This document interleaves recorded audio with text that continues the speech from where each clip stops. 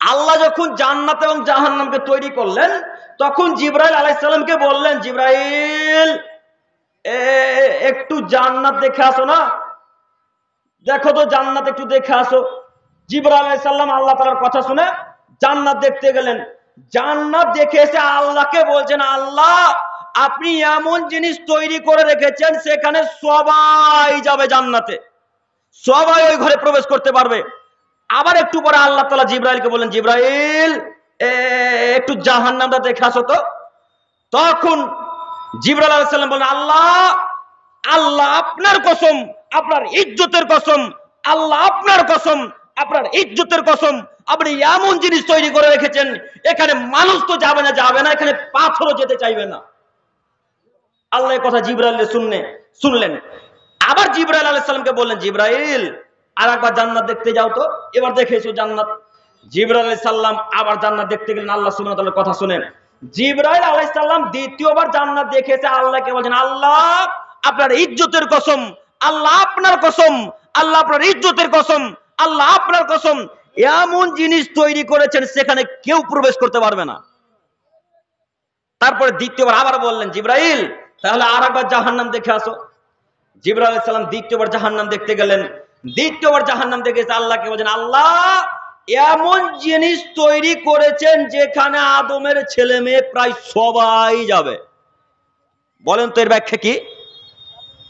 এর ব্যাখ্যা হচ্ছে জান্নাত জাহান্নামকে আল্লাহ তাআলা মনের ইচ্ছা দিয়ে ঘিরে দিয়েছেন, আর জান্নাতকে ঘিরে দিয়েছেন কষ্টনীতি কায়দা ক্লেশ দিয়ে। আমি মনে বুঝাতে পারলাম না কথা? তার মানে জান্নাত যদি যাওয়া লাগে খুব কষ্ট সহ্য করে জান্নাত যাওয়া লাগবে। আল্লাহ এবং তার রাসূলের কথা শ্রবণ করে তাকে মান্যতা দিয়ে তার কথা অনুযায়ী চলে জান্নাতে যাওয়া যাবে। আর কেউ যদি বলে আমি জাহান্নামে যাব, তো আল্লাহ রাসূলের কথাকে অমান্য করে চলুক, আল্লাহর কথাকে অমান্য করে চলুক, হারাম কাজকর্ম করুক, ও জাহান্নামে এমনিতেই চলে যাবে। কেননা জাহান্নাম মনের ইচ্ছা দিয়ে আল্লাহ সুবহানাহু ওয়া তাআলা ঘিরে রেখেছেন। অতএব আল্লাহ সুবহানাহু ওয়া তাআলা রাসূল সাল্লাল্লাহু আলাইহি সাল্লাম বলছেন, আদমের ছেলেমেয়েরা 1999টা মানুষই জাহান্নামে যাবে। আদমের ছেলেমেয়েরা 1999টা মানুষই জাহান্নামে যাবে। 1999টা মানুষ জাহান্নামে যাবে, একটা মানুষ জান্নাতে যাবে। আমি আপনাকে কি দিয়ে বুঝাই আল্লাহ সুবহানাহু ওয়া তাআলার ধর্ম? আমি আপনাকে কি দিয়ে বুঝাই মুহাম্মদ সাল্লাল্লাহু আলাইহি সাল্লামের বাণী? তিনি বলছেন 1999টা মানুষ জাহান্নামে যাবে, একটা মানুষ জান্নাতে যাবে। বলেন তো দৃশ্য কত কঠিন? খুব সহজ মনে হচ্ছে? খুব সহজ মনে হচ্ছে? খুব কঠিন। তাই আল্লাহ বলছেন, ইত্তাকু রাব্বাকুম, তোমরা যদি আমাকে ভয় করো তাহলে আমি আল্লাহ তোমাদেরকে জান্নাত দিব। তো ভয় করে কে? আল্লাহকে কয়জন ভয় করে? আল্লাহকে তো 1999টা মানুষই ভয় করে না। আচ্ছা একটু আবারও কথা বলি, যদি আল্লাহকে ভয় করতো তাহলে এই জালসাতে ওই আপনার ওই গুটকা, তিরঙ্গা, পান, জর্দা বিক্রি হতো? এই ধানের জমিনে কি বেগুনের গাছ লাগাচ্ছে? কি কিসের গাছ লাগাচ্ছে ওগুলো? বেগুনের না? তো বেগুনের ওই মাথা, বেগুনের গাছের ওই মাথাতে দেখবেন তো কি বিক্রয় করছে লোকেরা? কি বিক্রয় করছে? গুটকা, তিরঙ্গা, পান, জর্দা বিক্রয় করছে, তাই না? আচ্ছা বলেন তো দেখি, গুটকা বিকে পান খাওয়া হালাল না হারাম? হারাম? হ্যাঁ ভুল বললেন আপনারা, সত্যি হারাম। তাই নাকি? আসলে যদি হারাম হয় তাহলে আপনাদের জালসাটা ইসলামিক সমাজে গো এখন যে হারাম খাদ্য বিক্রি হচ্ছে গো, হ্যাঁ? কিভাবে মানুষের হেদায়েতের আশা করেন আপনারা? কিভাবে আশা করেন হেদায়েতের? হেদায়েতের আশা তখন করা যায়, মানুষ তখন হেদায়েত পাবে যখন হারামের মুখে লাথি মেরে দোকানকে চূর্ণ বিচূর্ণ করে দেবে, সেই দিন হেদায়েত পাবে ইনশাআল্লাহ। তার আগে হেদায়েত পাবে না। কত মানুষ হারাম খাদ্য বিক্রয় করছে, হারাম খাদ্য বিক্রয় হচ্ছে, তবে হাজারো মানুষ নিচ্ছে। একটু একটু তুলে জানো, এটা দোকানওয়ালা, আমার দিকে তাকান, এটা দোকানওয়ালা। এই দোকানে যদি এখন 10টা মানুষ যায়, তো 10টা মানুষ যত পাপ করলো, দোকানওয়ালা যত পাপ করলো, এই জালসার যারা দায়িত্বশীল মানুষ তারা একাই তত পাপ করলো। কথা আব্দুল করিম বুঝাতে পারে না মনে হয়। কথা সভাপতি সাহেব, কথা ভুল হচ্ছে? কথা ভুল হচ্ছে কি বলেন? কথা বুঝতে পারেননি? আচ্ছা বলেন, কে হেদায়েতের আশা কিভাবে করছেন? হাজার হাজার দর্শক যদি বসে থাকে, হাজার হাজার মানুষ হেদায়েত পাবে না কেন? প্রথমে তো হারাম কাজ চালু হয়েছে। আপনি আমার কথা শুনে কিভাবে হেদায়েত পাবেন? এখন বক্তব্য শুনবেন, এখন মনে হবে যে আর বিড়ি গুলগুটকা খাবো না। ওই বেগুনের গাছের পাশে যখনই যাবেন তখন মনে হবে আব্দুল করিমের কথা লাত মার, এখন আর একটা গুটকা নেই, তাই না? দেখি কোন মায়ের বেটার বুকে ক্ষমতা আছে বলতে পারে বিড়ি গুলগুটকা জায়েজ, ওকে যদি বাঘ হতে কবর না দিয়ে চলে যায়। দেখি কোন মায়ের বেটার ক্ষমতা আছে বলতে পারে জায়েজ। আজকে আবার আপনাদের সারা পৃথিবীর মানুষকে চ্যালেঞ্জ করে গেলাম, আজকে আপনাদের বাগুয়াতে এসে সারা পৃথিবীর মানুষকে চ্যালেঞ্জ করে গেলাম, এমন কোন মায়ের বেটা প্রমাণ যদি করে দিতে পারে যে বিড়ি গুল গুটকা গাঁজা হিরোইন ইয়াবা তিরঙ্গা জর্দা সিগারেট খৈনি এগুলো হালাল, সেই দিন থেকে আমি আব্দুল করিম আমিনুল ইসলাম জাতির সামনে কথার জিন্দেগিতে বলবো না ইনশাল্লাহ। খুঁজতে শুরু করেন আজ থেকে কিয়ামত পর্যন্ত। চ্যালেঞ্জ ছুড়ে গেলাম আপনাদের সারা পৃথিবীর মানুষকে। আর যদি তওবা, যদি এই কথা আমার যদি সত্য হয়, যদি ভুল প্রমাণ করতে না পারেন, তাহলে আজকে এখান থেকে তওবা করে উঠতে হবে ইনশাল্লাহ। তওবা হবে না ইনশাল্লাহ? না না, হবে না তওবা। এখন চেক করলে তো এখনো বিড়ি গুলগুটকা পাওয়া যাবে পকেটে, পাওয়া যাবে না। কাকে যে নিয়ে এসেছে আব্দুল করিম ভাইকে, কেন এই যে নিয়ে এসেছে, সবই যে আমাদের বিরুদ্ধে বলছে গো, হ্যাঁ তাই না? জি তাই তো, ওটাই তো আমিও ভাবছি। চাচা বুঝতে পারছে, মানে চাচার পাশেই তো লোক থাকে। সম্মানিত মুরব্বী সাহেব, আমি আপনাকে কি দিয়ে বুঝাই? আপনি বিশ্বাস করুন, আমি আব্দুল করিম বিন আমিনুল ইসলাম এই স্টেজে চেয়ারে যতক্ষণ পর্যন্ত থাকবো ততক্ষণ পর্যন্ত অন্তত একটা বাক্য কোরআন এবং হাদিসের বাইরে বলবো না ইনশাল্লাহ। আপনি শুধু কথার সাথে কথা মিলিয়ে নিন যে আব্দুল করিম কোনটা কোন হাদিসের বাইরে বললেন। যখনই আব্দুল করিম কোরআন হাদিসের বাইরে কথা বলতে যাবে, আব্দুল করিমকে চিট ধরিয়ে দিবেন, একটা কাগজ ধরিয়ে দিয়ে বলেন, আব্দুল করিম ভাই আপনি নেমে যান, আপনার বক্তব্যের সময় শেষ হয়ে গেছে, আর প্রয়োজন নেই। আমি এই গতিতেই চলাচল করি।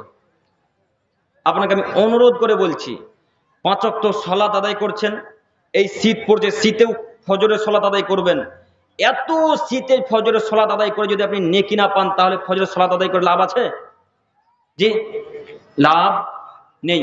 কাজেই আপনাকে আমি অনুরোধ করে বলছি, আল্লাহ নবী বলছেন যে যে ব্যক্তি নেশাদার দ্রব্য একদিন ভুল করে খেয়ে নেয়, তার 40 দিন কোনো ইবাদত কবুল হয় না। একটু আমার দিকে তাকান, একটা যুবক যদি ভুল করে বিড়িতে একটা টান মেরে দেয়, আপনারা শুনতে পাচ্ছেন, বুঝতে পারছেন কথা? এদিকে আসেন। আল্লাহ নবী বলছেন যে যদি কোনো মানুষ বিড়িতে একটা টান ভুল করে মেরে দেয়, তো তার এখন কতদিন সালাত ইবাদত কবুল হবে না? 40 দিন। আচ্ছা, 40 দিন যদি সালাত কবুল না হয়, তো আপনাদের মধ্যে কোন একজন মানুষ বিড়ি পান করছে মনে করেন, বিড়ি পান করছে, তো আজকে বিড়ি পান করলো, 40 দিন সালাত কবুল হলো না, আবার কালকে বিড়ি পান করলো, তো তারপরে আবার 40 দিন কবুল হলো না, তো তাহলে এইভাবে 40 দিন যেতে যেতে যেতে যেতে এমত অবস্থা যদি মারা যায়, তাহলে সে জান্নাতে যাবে না জাহান্নামে যাবে? জাহান্নামে যাবে। হাদিস সহিহ, একাধিক সহিহ হাদিস। আল্লাহ নবী বলছেন এমত অবস্থা যদি তওবা না করে, যদি বিনা তওবাতে মারা যায়, তাহলে সে জাহান্নামে যাবে, তাহলে সে জাহান্নামে যাবে। মুরব্বী সাহেব, আমি আপনার ছেলের মতো, যুবক ভাই আমি আপনার ভাইয়ের মতো, আপনি আমার কথাতে খারাপ নিয়েন না, আমি আপনার দিনী ভাই। মুরব্বী সাহেব, আমি আপনার ছেলের মতো, আমার বয়স অতীব কম, আমি আপনার ছেলের বয়স আমি আপনার হাঁটুর বয়সের মানুষ, অতএব আপনি আমার কথাকে খারাপ নিয়েন না। আমি আব্দুল করিম আমিনুল ইসলাম কোরআন হাদিসের কথা বলার জন্য আপনাদের বাঘুয়াতে এসেছি। মুরব্বী সাহেব, আমি আপনাকে অনুরোধ করে বলছি, আজকে বিড়ি গুল গুটকার মুখে লাথি মারতে পারবেন ইনশাল্লাহ? ইনশাল্লাহ পারবেন না লাথি মারতে? ইনশাল্লাহ? কেউই যে ইনশাল্লাহ বলে না গো। ইনশাল্লাহ, ইনশাল্লাহ। আল্লাহ তুমি কবুল করো, সকলে বলে আমিন। সম্মানিত মুরব্বী সাহেব, বলছিলাম যে আল্লাহ জান্নাত তাদেরকেই দিবেন যারা আল্লাহকে ভয় করে। তো ভয় যে কিভাবে করছেন আমিও বুঝতে পারি না। একটু আরেকটা হাদিস বলে সামনের দিকে এগিয়ে যাব।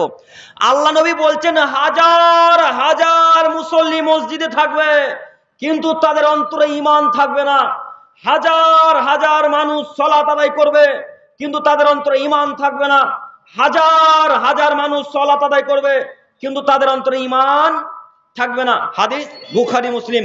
আব্দুল করিম ভাই প্রমাণ আছে তো? জি হ্যাঁ, প্রমাণ আছে বলেছে এত জটিল ও কঠিন ভাবে বলা। একটু আমার দিকে তাকান।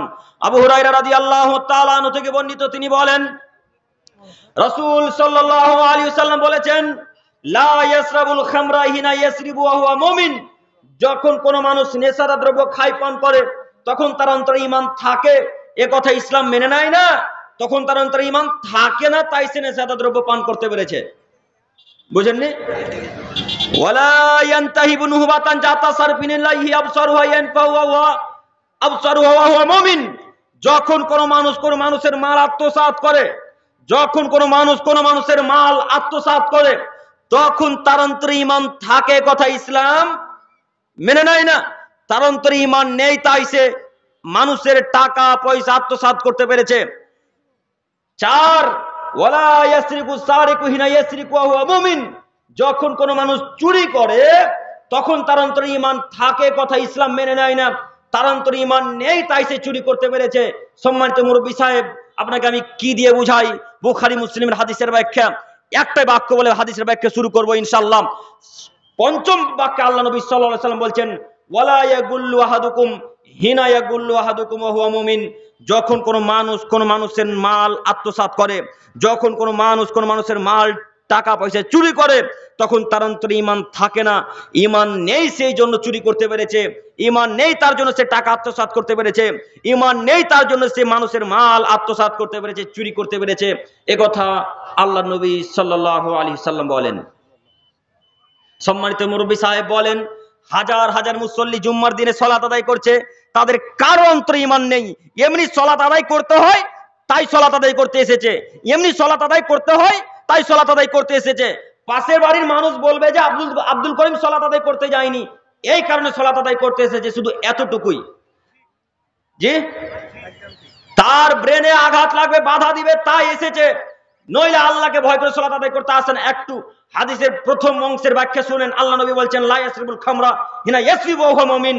যখন কোনো মানুষ নেশাদার দ্রব্য খায় পান করে তখন তার অন্তরে ঈমান থাকে, এ কথা ইসলাম মেনে নেয় না। তার অন্তরে ঈমান নেই, তাই সে নেশাদার দ্রব্য খায় পান করতে পেরেছে। মুরব্বী সাহেব, আপনাকে দিয়ে উদাহরণ পেশ করি একটু। যুবক ভাই, তোমরা তাকাও আমার দিকে।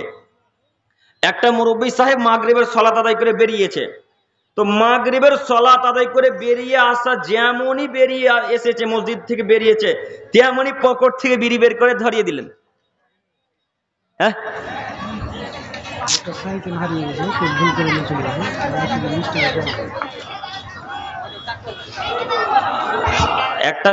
হারিয়ে গেছে আপনাদের এইখানকার। তো ভুল করে যদি কেউ নিয়ে গিয়ে থাকেন তো অবশ্যই আপনারা স্টেজে এসে পেশ করুন বা স্টেজে লোকের সাথে সাক্ষাৎ করুন যে সাইকেলটা আমার নয়। আর এই চুরির ব্যাপারটা এখনই বলছি না, আচ্ছা চুরির ব্যাপার যখন এলে তো বলেই যাই। তো আল্লাহ নবী বলছেন যে, আচ্ছা আর একটা কথা, যিনি নিয়ে গেছেন ভুল করে হোক বা ইচ্ছাকৃত হোক, আল্লাহকে ভয় করে সাইকেলটা স্টেজে পেশ করেন, স্টেজে নিয়ে আসার চেষ্টা করেন। নইলে পরকালে যতটা ওজন হবে সাইকেলের, যত টাকা হবে সাইকেলের, ওই টাকা অনুযায়ী কিয়ামতের মাঠে নেকি দিয়ে বুঝিয়ে দিতে হবে যার সাইকেল। কাজেই অনুরোধ রক্ষা করুন, সাইকেল যদি নিয়ে গিয়ে থাকেন ভুল করে হোক, সাইকেল ফিরিয়ে দেওয়ার চেষ্টা করেন। সম্মানিত মুরব্বী সাহেব, যেটা বলছিলাম যে যদি আপনার অন্তরে ঈমান থাকতো তাহলে পকেট থেকে বিড়ি বের করে মুখে ধরাতে পারতেন না। তার মানে হাদিসের বিবরণ দ্বারা বোঝা যাচ্ছে এদের অন্তরে ঈমান নেই, তাই তো বিড়ি পান করতে পেরেছে, তাই না? যে চুরি করে তার অন্তরে ঈমান থাকে না, ঈমান থাকলে চুরি করতে পারতো না। আমি প্রায় আলোচনাতে এই কথাটা বেশিরভাগ বলে থাকি, যখনই হাদিসটা পেশ করি তখন এই কথা বলে থাকি। আপনাদের এই রাস্তা ঢালাই রাস্তা, তাই না? ঢালাই রাস্তা, তো ঢালাই রাস্তার উদাহরণ দিয়ে বেশিরভাগ বলে থাকি। আজকে ঢালাই রাস্তার উদাহরণ দেব না, আজকে আপনাদের ওই ডিলারের উদাহরণ দেব। ডিলার আছে গ্রামে, এখানেও আছে নাকি? তো যদি থাকে, তো যদি ডিলার সাহেব ওই রকম হয় তো তওবা করতে হবে। তো একটু আমি আপনাকে ডিলারের উদাহরণ দিয়ে একটু বুঝাই, আমার কথা শ্রবণ করেন। একটা হাদিসের বাক্য বলেছি, ওলা ইয়াসরিকু সারিকু হিনা ইয়াসরিকু ওয়া মুমিন, যখন কোনো মানুষ চুরি করে তখন তার অন্তরে ঈমান থাকে। এই ঈমান থাকা অবস্থায় চুরি করে কথা ইসলাম মেনে নেয় না, তার অন্তরে ঈমান নেই তাই সে চুরি করতে পেরেছে। তো জরুরি কথা সেটা হচ্ছে এই, উপর থেকে আদেশ এসেছে যে প্রত্যেক মাথা পিছু 3 কেজি করে চাল দিতে হবে। কথা বুঝতে পারেন নাকি? উপর থেকে আদেশ দেওয়া হয়েছে যে প্রত্যেক মাথা পিছু 3 কিলো করে চাল দিতে হবে। তো এখন ডিলার সাহেব বাড়িতে এসে প্রত্যেক মাথা পিছু 2.5 কেজি করে চাল দিয়েছে। তাহলে প্রত্যেক মাথাতে কত করে চাল কম? 500 গ্রাম করে চাল কম। তো এই ডিলার সাহেব চাল মেরে জনগণের টাকাকে মেরে হজ মৌসুমে হজে চলে গেছে। এবার জি, হজ মৌসুমে হজে চলে গিয়ে কাবার গিলাফে মাথা ঠুকে ঠুকে ঠুকে ঠুকে রক্ত বের করে দিয়েছে। রক্ত বের করে দিয়ে এক পর্যায়ে আল্লাহকে বলছেন, আল্লাহ তুমি বড় দয়াবান, তুমি বড় ক্ষমাবান, তুমি বড় রহমান। আল্লাহ, আমি মালদা জেলার বাঘুয়া গ্রামে প্রত্যেক মানুষের মাথা পিছু 500 করে চাল মেরে খেয়েছি। আল্লাহ, অতএব তুমি আমাকে ক্ষমা করো। আল্লাহ তুমি আমাকে ক্ষমা করো। আল্লাহ তুমি আমাকে ক্ষমা করো। আল্লাহ সুবহানাহু ওয়া তাআলা এক পর্যায়ে বলবেন, ও ডিলার সাহেব, চাল যে আমার নয় গো, চাল যে জনগণের। ক্ষমা যদি চাইতে হয় তো জনগণের কাছে গিয়ে ক্ষমা চাইতে হবে। ডিলার সাহেব, এই পাপ আমি আল্লাহ ক্ষমা করতে পারবো না। যদি ডিলার সাহেব মাথা ঠুকে ঠুকে মারা যায় তবু এ পাপ ক্ষমা হবে না। কেন? হাদিস মুসলিম ও মিসকাত, আল্লাহ নবী বলছেন যে আল্লাহ নিজের উপর অত্যাচারকে হারাম করেছেন, আল্লাহ বান্দার উপর অত্যাচারকে হারাম করেছেন। কাজেই আল্লাহ অত্যাচারের পাপ কোনোদিন ক্ষমা করবেন না। আল্লাহ অত্যাচারের পাপ কোনোদিন ক্ষমা করবেন না। তাই ডিলার সাহেবকে অনুরোধ করে বলছি, শুধু ডিলার সাহেবকে নয়, যত মানুষ চুরি করে, যত মানুষ টাকা পয়সা আত্মসাৎ করে, যত মানুষ মানুষের মাল আত্মসাৎ করে, তাদের সকলের উদ্দেশ্যে বলছি, আজকে যে কোন মূল্যে এই স্থানেই মাইকের সামনে ভিক্ষা চাইতে হবে আপনাকে, নইলে কিয়ামতের মাঠে আপনাকে সারা বাঘুয়ার মানুষকে, সারা মালদা জেলার মানুষকে, যত মানুষ আপনার কাছ থেকে ডিলার, যত মানুষ আপনার কাছ থেকে রেশন নিতে আসতো, প্রত্যেকটা মাথা পিছু প্রত্যেকটা মানুষকে 500 গ্রাম করে চালের নেকি কিয়ামতের মাঠে বুঝিয়ে দেওয়া লাগবে। কথা বুঝতে পারেননি? প্রত্যেকটা মানুষকে বুঝিয়ে দেওয়া লাগবে। কাজেই আল্লাহ তাআলা নবী সাল্লাল্লাহু আলাইহি সাল্লাম এই বাক্যই বলছেন, যখন কোনো মানুষের অন্তরে ঈমান থাকে তখন সে চুরি করতে পারে না। যখন কোনো মানুষের অন্তরে ঈমান থাকে তখন কোনো মানুষ নেশাদার দ্রব্য পান করতে পারে না। যখন কোনো মানুষের অন্তরে ঈমান থাকে তখন কোনো মানুষ কোনো মানুষের মাল আত্মসাৎ করতে পারে না। এই বুখারী মুসলিমের হাদিসের বিবরণ দ্বারা বোঝা যাচ্ছে, যারা চুরি করে, যারা ডাকাতি করে, যারা মানুষের মাল আত্মসাৎ করে, তাদের কারোর অন্তরে ঈমান নেই, তাদের কারোর অন্তরে ঈমান নেই, তাদের কারোর অন্তরে ঈমান নেই। একথাই চূড়ান্ত। একথা মুহাম্মদ সাল্লাল্লাহু আলাইহি সাল্লামের বিবরণ দ্বারা বোঝা যায়। সম্মানিত মুরব্বি সাহেব, এরপর আয়াত মহান আল্লাহ তাআলা বলেন, পৃথিবীর মানুষ তোমরা শোনো, আমার উপর যদি তোমরা ভরসা করো, আমার উপর যদি তোমরা ধৈর্য ধারণ করো, তাহলে আমি আল্লাহ সুবহানাহু ওয়া তাআলা তোমাদেরকে বেহিসাব রিজিক দিব, বেহিসাব পুরস্কার দিব। একথা আল্লাহ সুবহানাহু ওয়া তাআলা বলেন। সম্মানিত মুরব্বি সাহেব, এরপর আয়াত মহান আল্লাহ তাআলা বলেন, ওয়ালা নাবলুওয়ান্নাকুম বিশাইয়্যিম মিনাল খাউফি ওয়াল জু। হে আদমের ছেলে মেয়ে তোমরা শোনো, আমি আল্লাহ সুবহানাহু ওয়া তাআলা তোমাদের উপরে শত্রুর ভয় দিয়ে, ক্ষুধা দিয়ে পরীক্ষায় ফেলবো।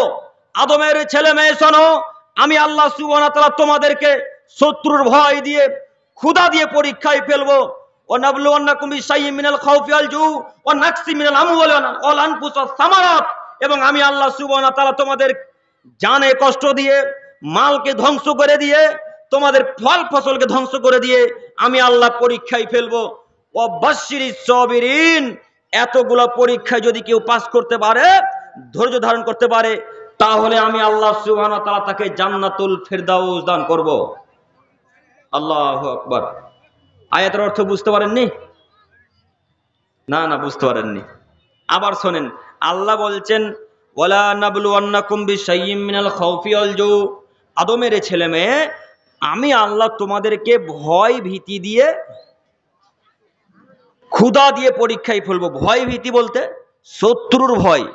খ্রিস্টানরা আপনাকে কাটবে, হিন্দুরা কাটবে, নাসারারা কাটবে, ইহুদিরা কাটবে। এই কাটবে, আল্লাহ শত্রুর ভয় দিবে আপনার উপর, বিজাতিদের ভয় দিবে আল্লাহ আপনার উপর। এমতো অবস্থায় আল্লাহ এবং আল্লাহ রসুলের বিধান অনুযায়ী যদি যুদ্ধ করেন আর আল্লাহর উপর যদি ধৈর্য ধারণ করেন, ভরসা করেন, তো আল্লাহ আপনাকে জান্নাতুল ফিরদাউস দান করবে। বুঝতে পারেননি? জি। এক। দুই, ওয়ানাকসিম মিনাল আমওয়ালি ওয়াল আনফুস ওয়াস সামারাত, আমি আল্লাহ তোমাদের ব্যবসাকে ধ্বংস করে দিয়ে পরীক্ষায় ফেলবো। আমি আল্লাহ তোমাদের ব্যবসাকে নষ্ট করে দিয়ে পরীক্ষায় ফেলবো। একটু আমার দিকে তাকান। আপনাদের বাগহাতে হয়তো ব্যবসা অত মানুষ করে না, তাই না? তো আপনাদের উদাহরণ দিই, ফল ফসল, আল্লাহ ফল ফসলের কথাও বলছেন, অসামারাত, ফল ফসল, ফল ফসল নষ্ট করে দিয়ে পরীক্ষায় ফেলবো। আচ্ছা মনে করেন এই ধানগুলা সব খাড়ো হয়ে আছে, প্রত্যেকটা ধানের আগালে শীষে, প্রত্যেকটা শীষে ধান ধরে আছে, তো ধানগুলা সোনালি কালার হয়ে গেছে, মানে এখন কাটবেন এমতো অবস্থায় আল্লাহ শিলাবৃষ্টি দিয়েছেন। শিলাবৃষ্টি বোঝেন কি? পাথরের বৃষ্টি। আল্লাহ এমতো অবস্থায় পাথরের বৃষ্টি দিয়ে যত ধান ছিল সব ধানকে আল্লাহ তাআলা একেবারে ধূলিসাৎ করে দিলেন, ঝরিয়ে একাকার করে দিলেন। এমতো অবস্থায় সেই জমিওয়ালা যদি ধৈর্য ধারণ করতে পারে তো আল্লাহ বলছেন আমি তাকে জান্নাত দিব। আল্লাহু আকবার। বুঝতে পারেননি? আবারও বলি, মনে করেন একটা লিচুর বাগান কিনেছেন, আমের বাগান, মালদার তো আম বিখ্যাত, তাই না? মালদা জেলার আম বিখ্যাত, খুব ফেমাস মালদা জেলার আম। তো এই মালদা জেলার কোন একটা বাগানে আম কিনেছেন, আমের বাগান ক্রয় করেছেন, মানে যখন মুকুলে আম এসেছে তখন সেই গাছগুলোকে ক্রয় করেছেন। প্রত্যেকটা ডালে, প্রত্যেকটা মুকুলের আগালে 2টা 3টা 4টা করে আম ধরে আছে। আমগুলো ঠিক এত বড় বড় হয়েছে। তো এমতো অবস্থায় আল্লাহ শিলাবৃষ্টি দিয়ে সব আম আর লিচুকে ফাটিয়ে ফুটিয়ে ঝরিয়ে একাকার করে দিলেন। এমতো অবস্থায় আম বাগানের মালিক যদি আল্লাহর উপর ধৈর্য ধারণ করে তো আল্লাহ বলছেন আমি সেই মালিককে জান্নাতুল ফিরদাউস দান করব। আল্লাহু আকবার। কিন্তু ধৈর্য ধারণ করা যে খুবই কঠিন।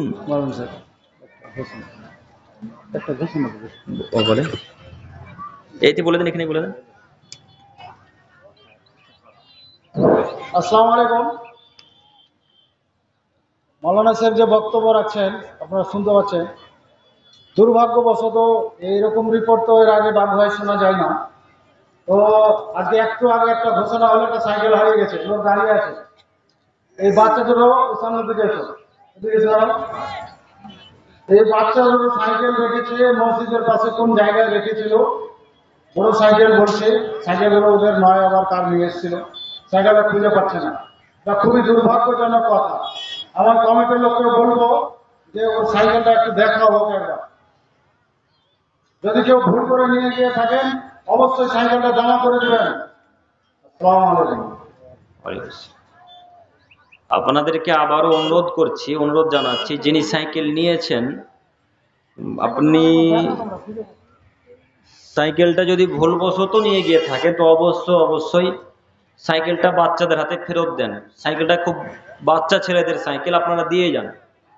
এতটা নিষ্ঠুর হবেন কেন? এতটা অন্তর কঠোর হয় কি করে?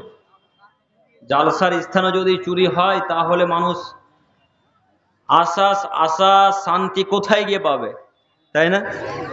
মানুষ তাহলে বিশ্বাস করবে কোথায় গিয়ে? এই স্থানে যদি চুরি হয় আর হিন্দুরা যদি এই কথা জানতে পারে তো বলবে হ্যাঁ বেটাদের প্রোগ্রামে শুধু চুরিই হয়, বলবে না কথা? তো আপনি এসে যদি মুসলমানের বাচ্চা মুসলমান হয়ে যদি একজন আরেকজনের মাল আত্মসাৎ করেন, চুরি করেন, তাহলে তো এটা কেমন দাঁড়াচ্ছে? এটা তো ঠিক হচ্ছে না। তো সম্মানিত মুরব্বী সাহেব, সম্মানিত তিনি ভাইয়েরা, বলছিলাম যে ধৈর্য ধারণ, এমতো অবস্থায় যদি কেউ ধৈর্য ধারণ করতে পারে তো আল্লাহ তাকে জান্নাতুল ফেরদাউস দান করবে। আরো একটা উদাহরণ দিয়ে সামনের দিকে এগিয়ে যাব একটু। আপনার মুদিখানার দোকান আছে, তো মুদিখানার দোকানটা খুব সুন্দর চলছিল, এত সুন্দর চলছে যে বাগুয়াতে এত সুন্দর কারো মুদিখানার দোকান আর চলে না। তো 2 মাস 3 মাস চলতে চলতে চলতে চলতে চলতে হঠাৎ একদিন আপনার দোকানটা ডাউন পড়ে গেল। মানে ওই আপনার দোকানে মানুষ আসা তো বহু দূরের কথা, ওই দোকানে একটা মাছি পর্যন্ত আসে না। এখন কি করবেন? এখন আল্লাহকে গালি দিবেন? জি, এখন আল্লাহকে গালি দিবেন? কি করা লাগবে? এখন ধৈর্য ধারণ করা লাগবে।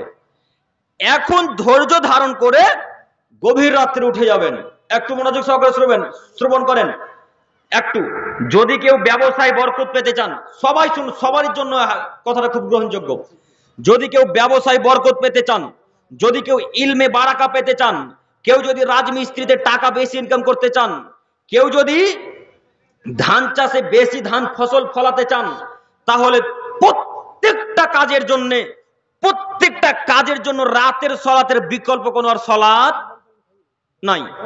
কেউ যদি বড় ব্যবসায়ী হতে চায়, কেউ যদি মনে করে আমি বিল গেটসের মতো ধনী হব, কেউ যদি মনে করে আমি মুকেশ আম্বানির মতো ধনী হব, তাহলে তাকে রাতের সলাত আদায় করা লাগবে। কিসের সলাত? রাতের সলাত, অর্থাৎ তাহাজ্জুদের সলাত। দেখবেন, একটু আমার দিকে তাকান।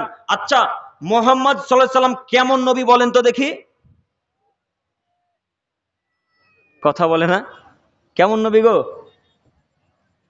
বিশ্ব নবী, তাই না? মুহাম্মদ সাল্লাল্লাহু আলাইহি সাল্লাম কি নবী? বিশ্ব নবী। আচ্ছা, আপনি মনে করেন যে আল্লাহ এমনিতে মুহাম্মদ সাল্লাল্লাহু আলাইহি সাল্লামকে বিশ্ব নবী বানিয়ে দিয়েছে?